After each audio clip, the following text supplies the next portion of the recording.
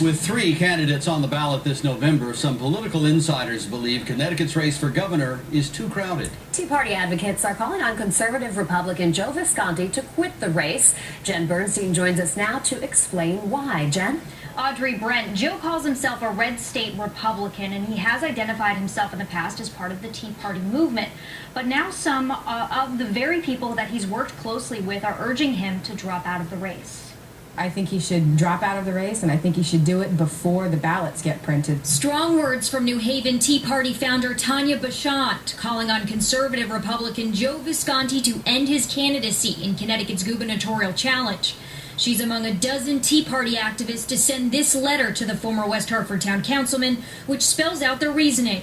They believe he can't possibly win, saying it's a lose-lose situation not only for himself, but also the Tea Party movement. I admire him and his enthusiasm and his principles, and we share the same principles.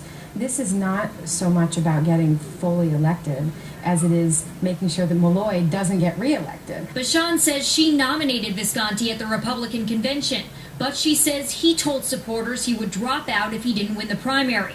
Tea Party activists are worried he'll draw votes away from Republican candidate Tom Foley.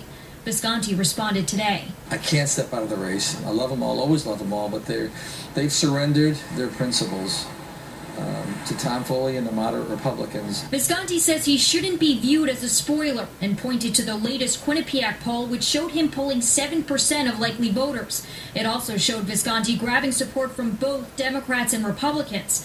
The candidate believes Tom Foley has made several missteps that could benefit him. I'm in the race as backup because people are coming to me from the party that are afraid, that are on the ticket right now saying, we don't know what the next thing Tom Foley's going to do, and we need you in there, Joe, to stay. These aren't the Tea Party people. These are people on the ballot. Now, that letter pointed to 2010 candidate Tom Marsh, who got more than 17,000 votes on the independent line. This year, Foley is on that independent line, and we did reach out to Tom Foley's campaign in response to Visconti. Foley's campaign says they are focusing on defeating Governor Malloy in November.